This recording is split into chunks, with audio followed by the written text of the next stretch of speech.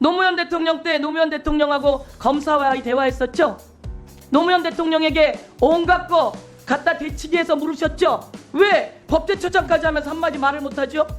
그리고 거부권이 맞다 이런 얘기 하지 말고 다니세요. 이제 정권 끝나가요. 지금 같은 태도도 네네. 잘 알겠습니다. 이렇게 답변하면 되는 거예요. 잘 알겠습니다. 알겠습니다. 이렇게 하시면 안 돼요. 알겠습니다. 알겠습니까? 예, 알겠습니다. 예, 다음은 서영교 의원님 질문해 주세요. 서울 중랑구갑의 서영교 국회의원입니다.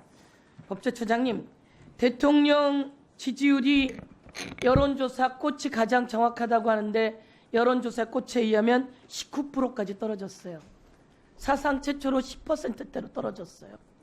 오늘 조금 전에 나온 리얼미터에 의하면 지금 사상 최하로 떨어졌다고 이야기해요. 무슨 얘기인지 아시겠습니까?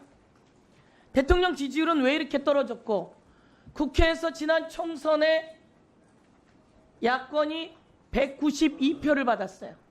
그렇죠? 여권은 108명이에요. 이러면 대통령이 정신 차려야 돼요. 그러면 정부도 정신 차려야 돼요. 그런데 끊임없이 거부권을 날리면 안 되는 거예요. 말처럼 대통령이 거부권 행사할 수 있어요. 그런데 기분 안 좋다고 마음에 안 든다고 거부권 날리면 국민이 그거 모르겠어요? 그래서 대통령 지지율이 19%까지 떨어진 거예요. 앞으로 어떻게 됩니까? 더 떨어집니다. 명태균은 누굽니까? 저한테 지금 예. 묻으시니까 저는 명태균이 누군지도 모릅니다. 언론에 많이 나왔죠? 네, 언론에서만 봤을 뿐입니다. 많이 나왔는데 대통령하고 가깝다고 하고 오늘 마지막으로 나온 보도에 의하면 스피커로 김건희 여사랑 스피커로 통화한다고 나와요. 거의 매일 통화했다는 거예요. 그리고 여론조사를 대통령이 해달라고 후보 시절에 해서 여론조사 비용 3억 6천만 원치를 해줬다는 거예요. 이거 다 수사 대상이에요. 그런데 이런 것과 관련해서 특검을 해요. 대통령이 그런 여론조사를 요구했다는 거예요. 그래서 매일같이 가서 보고했대요. 아주 구체적으로. 이거 불법이거든요.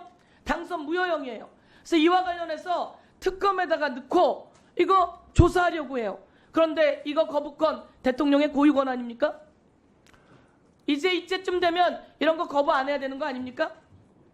자기 자신에 관해서 여론조사를 수십 번을 했고 3억 6천만 원치 돈 받으러 갔고 그랬더니 김영선을 공천으로 주고 이런 식의 얘기가 다 나와요. 이거 다 들었죠?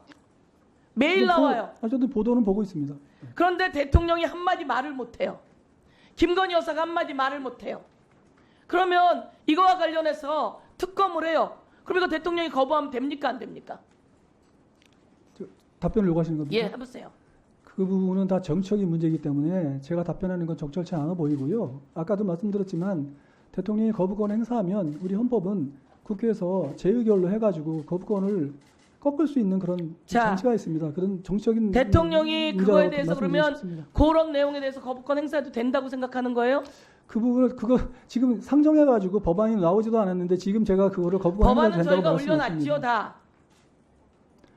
그러니까 자, 그동안에 법제처장님 윤석열 대통령의 변호인이었습니까? 맞습니다. 윤석열 대통령 장모의 변호인이었습니까? 거기는 윤석열 제가 대통령과 법대 동기고 연수원 동기고 그러면 직원 좀 해줄 줄 있어야죠.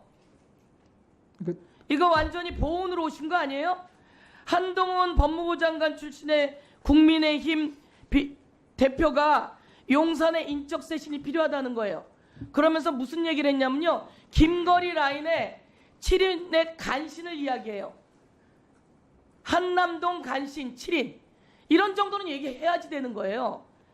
노무현 대통령 때 노무현 대통령하고 검사와의 대화했었죠. 그렇습니다. 그때 노무현 대통령에게 온갖 거 갖다 대치기 해서 물으셨죠. 이것에 대해서 이랬던 사람들이 왜 법제처장까지 하면서 한마디 말을 못하죠? 그리고 가까우면 얘기하세요. 그리고 거부권이 맞다 이런 얘기하지 말고 다니세요. 이제 정권 끝나가요. 옆에서 가까우면 조언해줘야죠. 제가 법령 해석과 관련해서 하나 물어볼게요. 법령 용어를 우리가 문제 제기를 하는데 법령용어 순화팀장 이름이 뭡니까? 법령용어 순화팀장 이름이 뭡니까? 법제처의 직원이에요. 우리가 조영경. 매번 질의합니다. 조영경입니다. 누구요? 법령용어 순화팀 팀장 이름이 뭡니까? 이상현인가? 이상현 과장입니다. 모르고 있습니까? 그 사람 개인적으로 잘 압니까? 잘합니다. 예. 그런데 왜 대답을 못해요? 왜 답변을 이렇게 바꾸세요? 제가 조직표를 쭉 외우고 있는데 그 밑에 자, 마지막 조직에 있는 띄워보세요. 과장 이름 생각나서 여기에 그렇습니다. 우리가 맹인 장애인들에 관한 용어를 정비해야 되는데 제대로 정비를 못하고 있어요. 정신병자, 맹인 이런 말이 법령에 그대로 남아있단 말이에요. 이런 거 고쳐야 되는 거 아니에요. 그래서 우리가 법령해석팀장이랑 항상 이야기를 하는데 순화팀 이름도 모르고 있고 개인적으로 잘 안다고요? 이름도 답변을 못하더니 뭘 개인적으로 잘 알아요. 네, 정리해 주세요. 연결하면 안 됩니다. 네, 이상입니다. 네, 말씀드려도 되겠습니까? 네, 간단하게. 답변 다 짧게 끝났습니까? 하세요. 예, 끝났습니다. 이제 답변을 원하지 않으시면 네. 답변하세요. 잠깐 답변할까요? 짧게. 네. 네. 의원님께서 말씀하시는 그 여러 가지 우려, 저에 대한 우려는 충분히 뭐 그렇게 생각하실 수 있다고 보입니다. 그래서 그런 점은 저도 항상 그 업무를 처리함에 있어서 유념해서 정말로 이렇게 정말 제가 아까 말씀드린 대로 법치주의를 지키는 그런 법제처장이 되려고 노력을 하고 있습니다. 그런 점 좀 양해해 주시기 바라고요.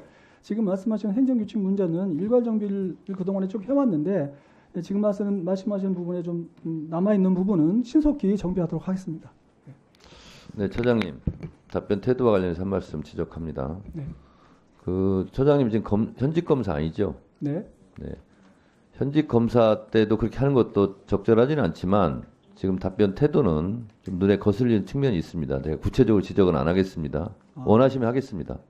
예, 그런 점이 있다면 뭐 좀 더 조심하겠습니다. 저도 이게 굉장히 잘 답변 드리려고 노력을 했습니다만 네. 그런 뭐 좀 안 좋게 느끼셨다면 이 완규 네. 개인이 와서 답변하는 것이 아니고 네. 이 완규 법제처장이 답변하는 것처럼 국회의원들도 서영교 개인이 묻는 것이 아니라 국민의 대표 국회의원 서영교가 묻는 겁니다. 그 점을 아시고. 네, 알겠습니다. 네, 무슨 말씀하신지. 네. 어쨌든 말씀하신 그런 여러 가지 우려 사항에 대해서는 지금 같은 태도도 네네. 잘 알겠습니다. 이렇게 답변하면 되는 거예요. 잘 알겠습니다. 알겠습니다. 이렇게 하시면 안 돼요. 알겠습니다. 알겠습니까? 예, 알겠습니다. 예, 윤영 알겠습니다. 무슨 말씀이신지.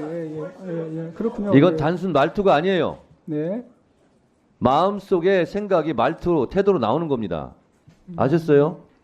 예, 그렇게 느끼셨다면 뭐 죄송스럽게 생각합니다. 좀 유념하겠습니다. 주의하시기 바랍니다. 네.